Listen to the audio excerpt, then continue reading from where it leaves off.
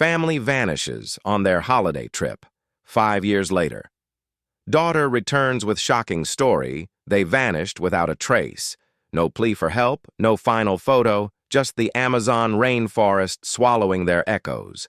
5 years later, only one returned, Sophie Anderson. Her story would shatter every assumption we held. It began in early spring 2018, deep in the Amazon rainforest on Brazil's western edge. Towering kapok and mahogany trees formed a living cathedral. Monkeys chattered overhead. Parakeets flared green and yellow through mist. Beneath that emerald ceiling, the Andersons, an American family of 5, embarked on their annual expedition to test their limits and bond through adventure. Robert Anderson, 45, a former golf coach turned landscape architect, carried maps and machete. His wife Emily, 43, a former nurse, packed medical kits and first aid gear. Their children, 16-year-old Lucas, 12-year-old Mia, and little Sophie, 8, were born explorers. They'd prepared for months, vaccinations, survivor classes, dry-run camps. They had excitement and innocence, each picture posted online radiating optimism. Lucas grinning behind binoculars, Mia skipping near riverbanks, Sophie hugging a toucan puppet. They checked in from a rustic eco-lodge near the Rio Negro tributary on March 12th. Their planned route, a 5-day canoe trip through narrow channels, visits to remote indigenous villages, and an ascent of the lost pyramid cliff faces. But after their third daily update, vibrant photos and greetings, everything went silent. No phone calls, no satellite pings, no emergency beacon, just a broken promise. Their eager posts stopped. Friends and family noticed. Fewer travel updates from Emily, silence from their guides. Local rangers and Brazil's Ibama forestry scouts began tracking. Helicopters combed treetops. Ranger crews trudged weeks into the tangled thicket. The U.S. Embassy in Manaus coordinated with local authorities. Weeks became months, overgrown trails, mysterious footprints, sometimes 5, sometimes more, led nowhere.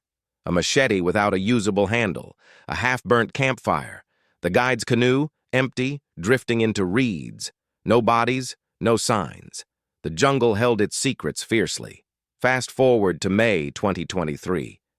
A scorched sun rose over the remote village of São Miguel de Huacari, 200 miles upriver.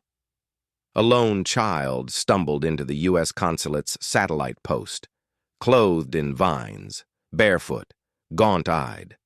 She stared at the guard, whispered, "Sophie." He recognized the name hovering in the binding paper folder he'd read 1,000 times. 8 years old then, 13 now, the missing Anderson family's youngest member.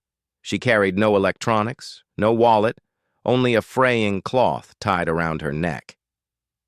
"They're still there," she murmured. "Help me," she pleaded. Les fichiers, files. She looked pointedly at a worn notebook tucked into her belt, stamped with Anderson. News broke within hours. Sophie was alive after 5 years lost in the Amazon. Media outlets lit up. AP, Reuters, CNN. But for American men over 65, those who grew up on baseball, Main Street, Duty, and Packard, this was not a celebrity tale. It was a raw survivor's story. Parents, 2 teenagers, a little girl, and a vanished guide. Within days, Sophie's grandparents, Mark, 69, ex-Air Force mechanic, and 15-year-old cousin Francesca arrived. What they saw at the consulate struck them dead. Sophie's once bright eyes had narrowed, alert, wary. Her fingers, slender and nimble, moved too quickly. Her voice was soft, broken English peppered with an unfamiliar Amazonian accent. Mark wrapped her in an embrace that said, "Welcome home," yet felt hollow. Emma's absence, a nurse and the children's primary caregiver, cut through the years. Robert's strong posture, Mia's laughter, Lucas's quiet jokes. All gone. Sophie reached for them, called out, "They're there, Grandpa." She spoke of the village, Not the guide's rescue, not the lodge. She talked of living inside the green heart of the forest. Mark and Francesca packed supplies, boots, machetes, medical kits, canned food, a satellite phone. They remembered crazy family trips, skiing in Colorado, camping in national parks. They believed they could track down their loved ones. But the Amazon? It was another country altogether, untamed, ancient, lethal. They followed Sophie upriver. She led them by instinct rather than memory. Hours turned into days. The jungle closed in. Cicadas pulsed louder. Rain fell in monsoon sheets. Mosquitoes buzzed like insects determined to drink them dry. Tired legs sank in mud. Hearts hammered. But Sophie moved steady, as if the trees recognized her. Their first sign was startling. A piece of torn cloth, Emily's yellow hiking jacket, hanging from a vine. Then a rusted metal pot, blackened. This wasn't imagination. It was proof. Proof that Sophie's story had roots. Proof that her family, Robert, Emily, Lucas, Mia, had been somewhere in this wilderness after all. Somewhere that saved them first, trapped them later. As dusk settled on their first jungle camp away from civilization, Mark felt the weight of doubt.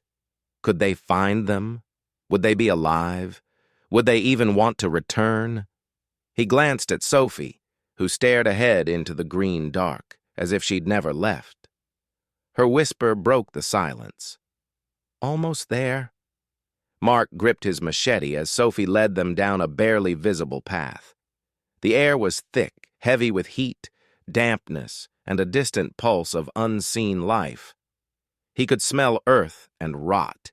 Each step was a negotiation with vines that clung to his boots like tendrils.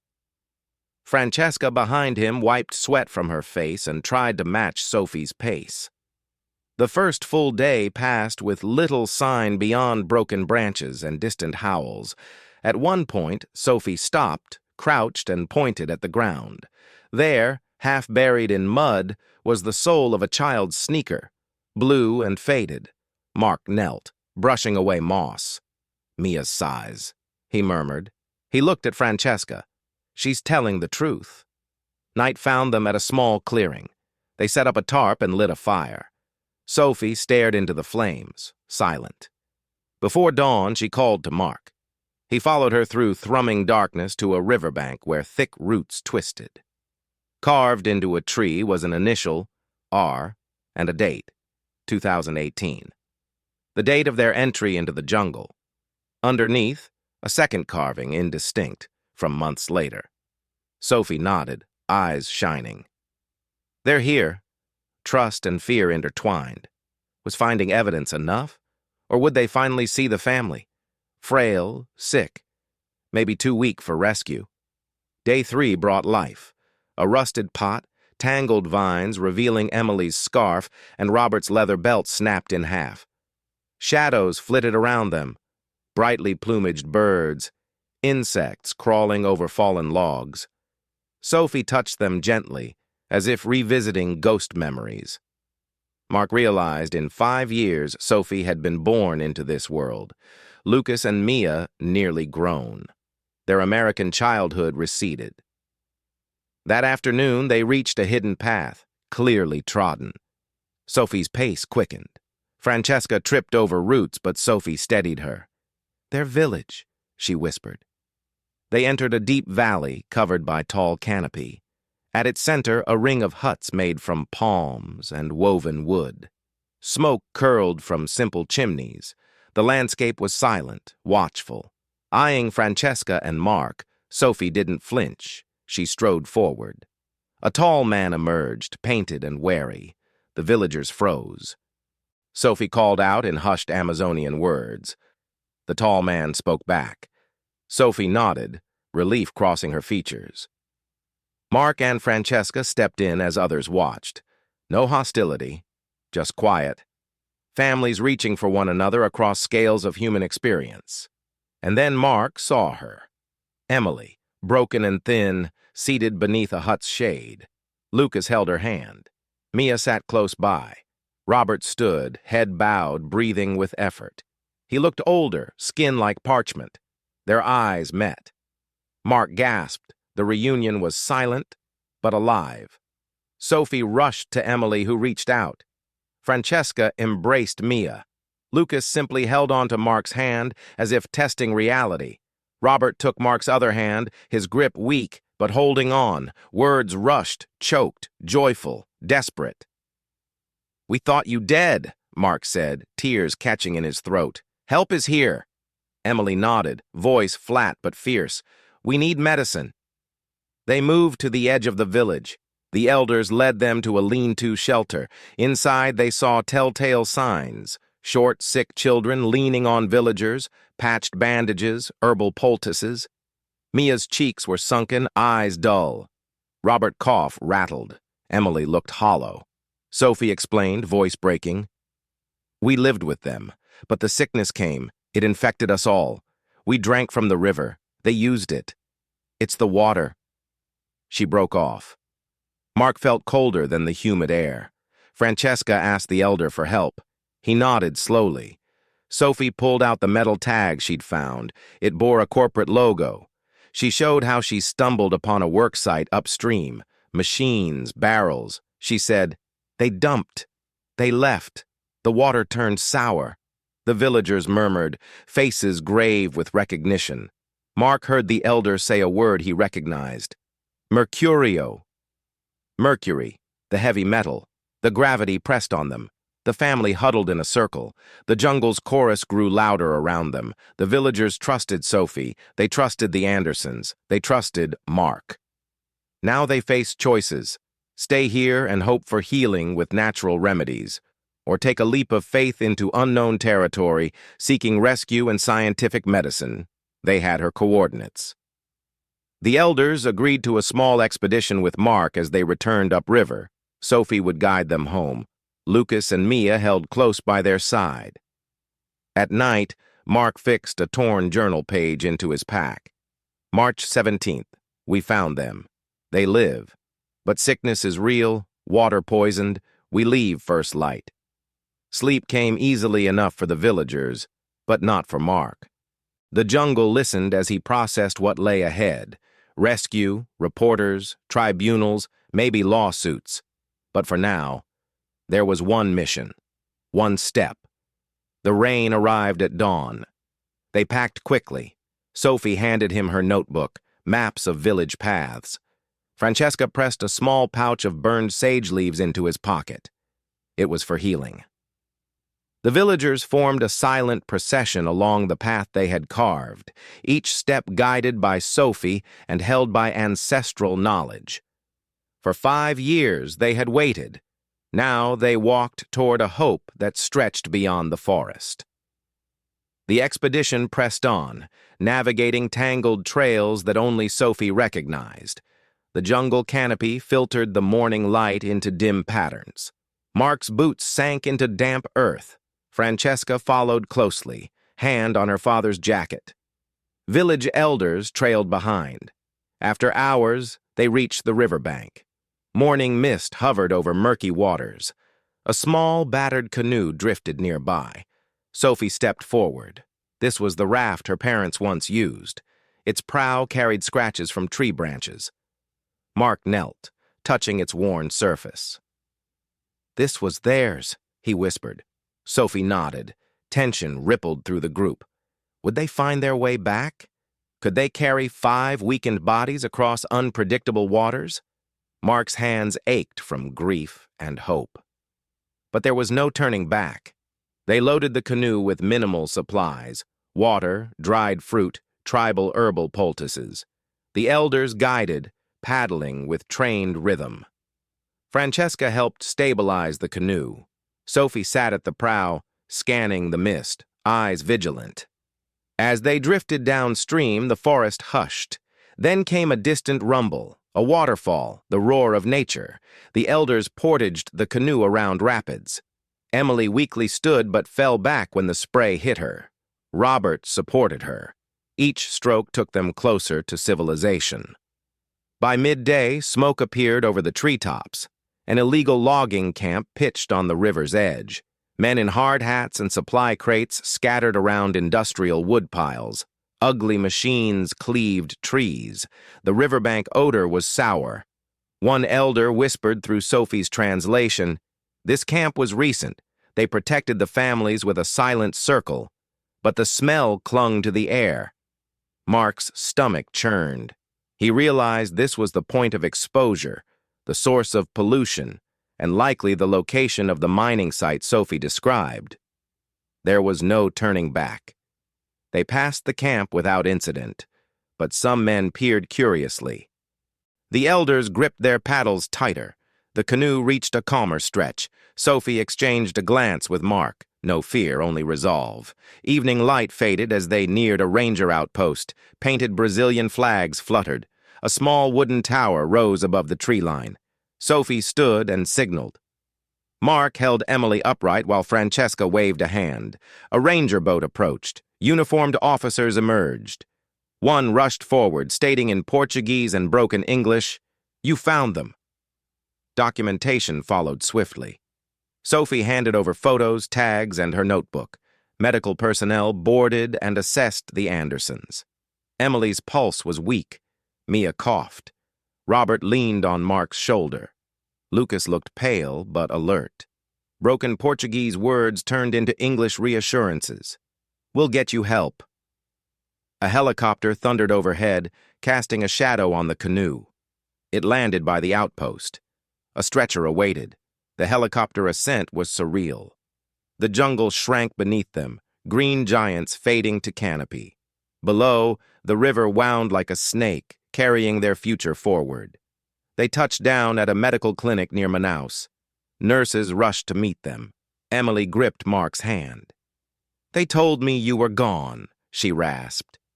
He kissed her forehead. Doctors ran tests, blood, water samples, X-ray machines hummed. A psychologist sat with Sophie, asking for her story. She looked doubtful, then whispered, "They believed me." By sunset, preliminary results arrived. Elevated mercury levels in all family members. The clinic staff noted signs of malnutrition and infectious disease. Treatment began immediately. IV fluids, chelation therapy, broad-spectrum antibiotics. Mark walked into the corridor, away from machines and monitors. Francesca followed, tears in her eyes. They held each other silent for a long moment. "We found them," Francesca said softly. Mark nodded. His voice cracked. "We did. We really did."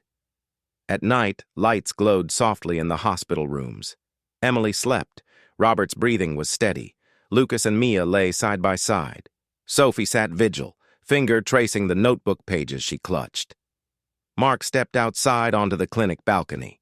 The Amazon sunset spilled orange and purple across the sky. Birds began their evening call. He pulled out his phone and typed a message to media contacts. "We have a story. Environmental poisoning, illegal exploitation in the Amazon. We have evidence." He paused, then sent. Francesca joined him. She wrapped her arm around him. "What happens now?" He looked out at the horizon. "Now, we fight." The sun had barely risen when news teams surrounded the clinic. Reporters from BBC, CNN, and a dozen independent channels jostled for position. Mark shielded Sophie's siblings as he stepped forward, flanked by a Brazilian environmental lawyer brought by the U.S. consulate. He cleared his throat. "I am Mark Anderson. My family and I were rescued yesterday from deep in the Amazon. We are alive, but poisoned." He held up Sophie's notebook, stained with jungle grime and sweat. "We believe illegal mining contaminated our water and harmed an indigenous village. We need accountability." Cameras flashed.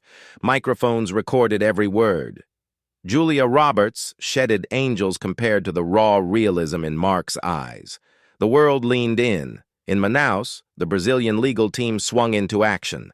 They filed emergency injunctions to halt the camp and begin environmental assessments. Health officials evacuated the local villagers to a quarantine zone where they received medical treatment and testing. International aid groups, already eager for a headline, mobilized. Emergency water filtration systems, mobile clinics, and clean food arrived. Under the urgent coordination of the consulate and NGOs, relief was underway. But the mining operators had vanished. Trucks didn't carry their license plates. Camps were abandoned at night. The jungle reclaimed the cut trees. Their logo, etched on Sophie's tag, was traced to a shell company registered in a distant state. The trail pointed to remote executives. Social media exploded. Amazon justice trended.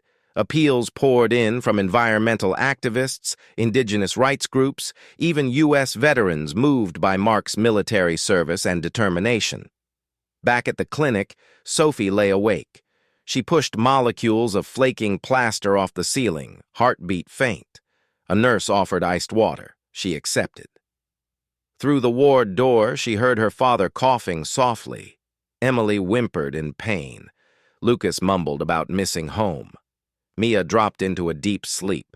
Francesca sat by Sophie, hand in hers. "You saved them," she said quietly. Sophie nodded, tears in her eyes. "I found them," she whispered.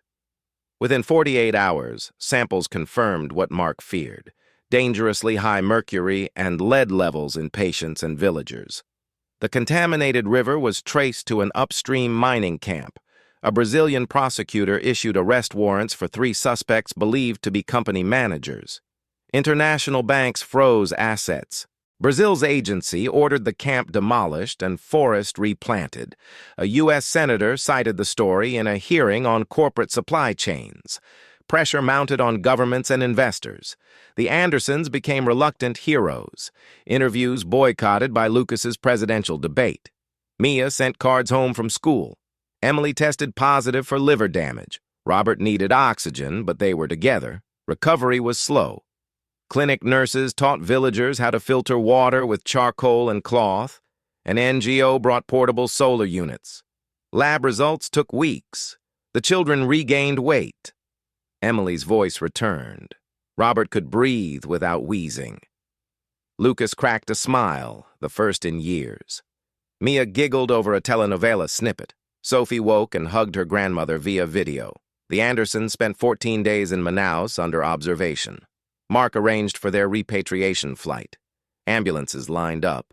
They wore masks, carrying medical reports, medical bracelets, schedules of chelation treatments.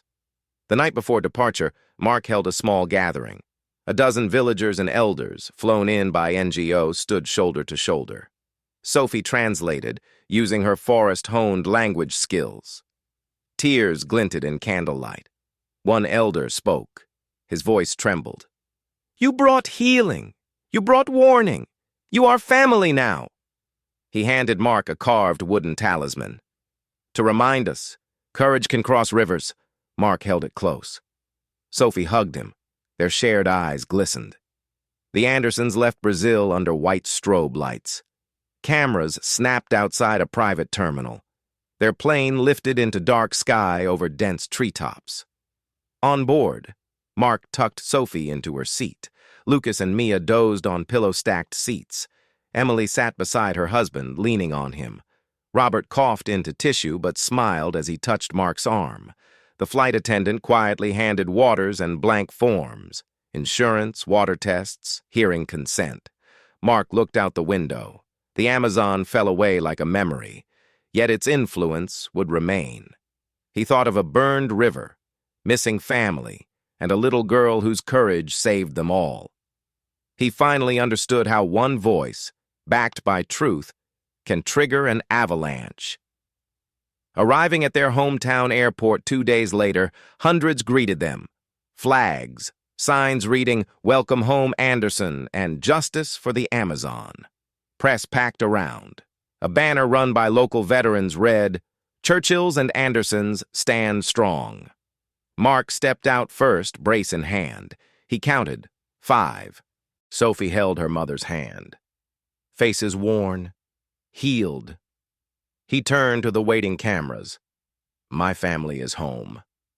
And we will not stop until laws change, until water is safe, until accountability reaches across borders." He raised Sophie's notebook. "She found us." Now let's make sure no one else disappears in silence. Applause thundered. Recovery would stretch months, maybe years. But the story of disappearance, survival, environmental crime now lived on screens, papers, and hearts. For older American men, it was more than drama. It was a crucible of survival, family, service, and the kind of bravery born in the heart of the longest river in the world. When the plane rolled forward, headlights fell across the tarmac. The Andersons, 5 strong, stepped into light. The Andersons' return home should have been the end of the story. But it was only the beginning. Within 48 hours, Mark appeared before a congressional committee, his voice steady and resolute despite exhaustion. Behind him sat Sophie, silent, solemn, the girl who had borne the jungle's weight. Cameras rolled, journalists scribbled, and a nation listened. Mark opened with a soft statement. "My name is Mark Anderson. 5 years ago, we lost my daughter and my entire family in the Amazon. Sophie returned, but they survived because of an indigenous village. We returned because of her bravery. We stand here today to demand accountability and change." He detailed the contamination. Toxic waste from illegal mining flowing into tributaries, poison entering wells, food chains, human bodies. His voice didn't crack when he listed the victims, children and elders alike. Congress members leaned forward. One asked, "What specific action do you request?" Mark replied, "Sanctions on companies involved, protections for indigenous territories, financial aid for remediation, and criminal charges for those responsible." His request was met with murmurs of approval. Across the country, headlines proclaimed, "Anderson family pleads for Amazon justice. Girl who walked home from jungle. Congress listens." Scouts and church groups offered donations for water filters. Environmental NGOs launched fundraising campaigns citing the family's testimony. Yet beneath the acclaim, the Andersons faced the slow grind of recovery. Emily's liver damage required routine treatment. Robert underwent respiratory therapy. Children adjusted back to school, to beds, to baths. Night terrors surfaced. Signs popped up at their kitchen. "Safe water only." Sophie struggled with guilt. She was hailed a hero, yet she had watched her family suffer. Mark hugged her close each night. "You saved us," he whispered. "You brought truth home." Sophie nodded but didn't sleep easily. Francesca stepped in, offering a caution. "This story is bigger than us. It's going national. People will demand justice, and we have to lead with caution." Mark nodded. He drafted an open letter with Francesca's help, addressing media, thanking support, requesting privacy and respect for recovery. The letter went viral. His tone, grateful, firm, focused on action, not pity. Legal proceedings in Brazil progressed. A multinational environmental group filed suit against the Shell company, citing evidence recovered from the cleaned site, barrels, sediment samples showing mercury, Sophie's original notebook, village testimonies. Brazil's Avenue demanded reclamation of the land and criminal convictions for executives and local collaborators. Mark and Emily offered to testify if needed. Lucas and Mia kept quiet. They were teenagers suddenly thrust to the spotlight. Sophie, though, agreed. For the villagers who helped them, for the waters still flowing, for the girl she once was. Back home, change rippled outward. A local veteran group launched a clean water initiative. Dugouts to filters, serving rural America and referencing clear water as a right. It saw immediate results. High school civics classes held discussions around the Anderson sacrifice. Scout troops launched camping trips to raise awareness about indigenous cultures, toxic waste, survival skills. Honeywell and other corporations pledged better supply chain monitoring after Patricia Barrett, a former Amazon coordinator, spoke at a PR event. The Andersons visited Washington's Natural History Museum, where they saw a display of Amazonian cultures. Sophie traced the crafts she had once learned from villagers, the handmade nets, woven mats. One crisp morning, the family boarded a small plane bound for Sao Paulo. They were going back to testify in a criminal case. Official invitations came from Brazilian prosecutors. Mark doubted, but the village's elder had asked through Sophie. "We did what was owed. Now you must." The journey was honest, emotional, difficult. Emily closed her eyes during takeoff. Robert gripped the armrest. Lucas tapped nervously. Mia clung to Sophie. Brazilian courts sat beneath air conditioning, heated with politics. Prosecutors presented evidence. Soil tests, water reports, barcodes from tagging barrels matched Sophie's metal tag.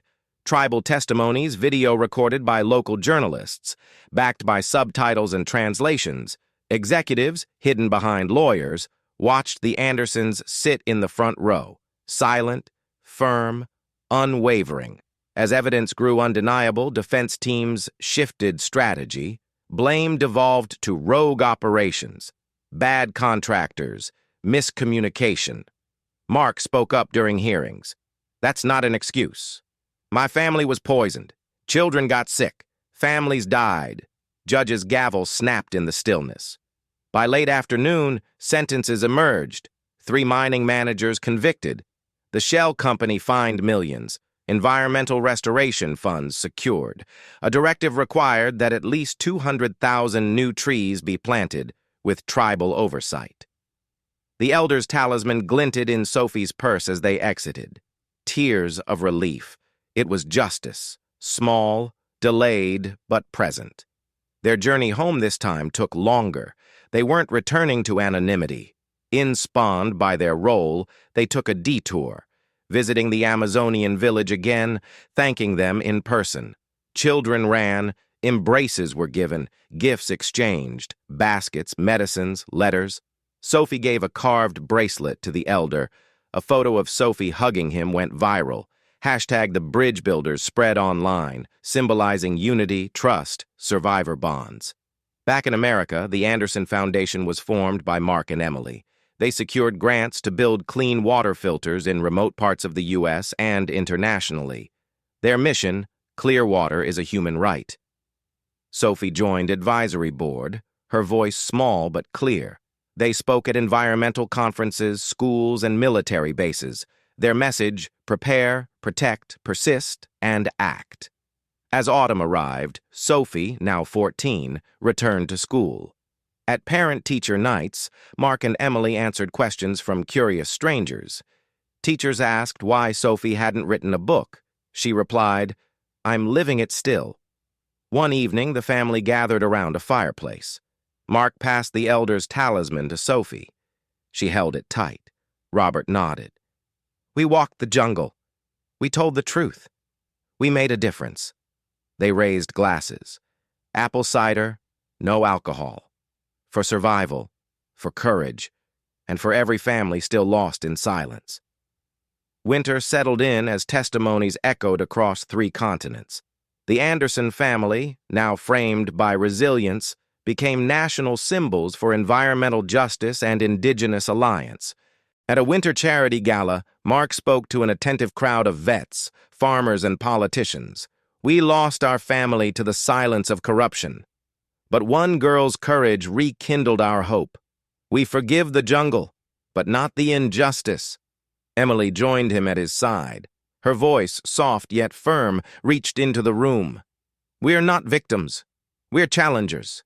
We fight for clean water everywhere." Applause rippled through the hall. Old men wiped tears. Women clasped hands. The moment felt sacred. Spring returned. Sophie, now 14 and vibrant, led a youth panel at an environmental summit. "My schoolmates asked me how I survived. I tell them, water shapes lives. Poisoned water kills. We can protect it with technology and courage." Her presence drew curious attention. Media hailed her as the Amazon teen who became a global advocate. Yet Sophie seemed grounded. She spent weekends building filters in rural towns. She visited classrooms. She laughed with friends. She still carried the elder's talisman in her jean pocket. Meanwhile, the Anderson Foundation's initiatives took root. 1,000 water filters distributed across tribal lands in Arizona and South Dakota $2 million in grants designated for river cleanup projects, partnerships with Harvard and MIT for student-run research on environmental toxins. When their startup pilot launched, Sophie and a tribal youth group recorded river samples under a microscope. Sophie explained to cameras, "We test, we prove, we act." It wasn't just activism. It was accountability. Not all reactions were kind. Some mining lobbyists branded the Andersons alarmists. Political ads spun the story. Rural towns caught between jobs and conservation. Yet the family's message remained clear. Clean water matters to all. Mark responded in op-eds, "We're not enemies of development. We're advocates of responsibility. You can build and you can preserve." One crisp spring morning, Sophie traveled to Washington, D.C. to speak at a congressional hearing for new water quality bills. Mark and Emily watched live on TV at home. Sophie stood tall. "My family nearly died. Indigenous people nearly died. But we survived because we built trust, not rockets. Today we ask for laws that protect, not poison." Her voice carried, steady, clear, relentless. Representatives nodded. As summer approached, the family gathered again in their backyard. Lucas and Mia, both enrolled in leadership programs, talked of college. Robert, healed but weathered, planted maples near the driveway, symbolic of renewal. Around a bonfire, Sophie touched the elders' talisman. She looked at her parents, cousins, and siblings. "Dad," she said quietly, "they followed me into that jungle. We walked into danger. We walked out with purpose." Mark stood and offered a toast to purpose, to perseverance, to people uniting for truth. They lifted mugs. The fire crackled as the night settled around them. The Anderson family's story remained etched in news archives, but lived in daily acts, school visits, clean rivers, data dashboards, shared wisdom. What began with loss and survival evolved into sustainable change. For American men over 65, the story was a reminder: family endures, courage transforms, and one brave voice, even that of an Amazon survivor teen, can echo across rivers, borders, and generations.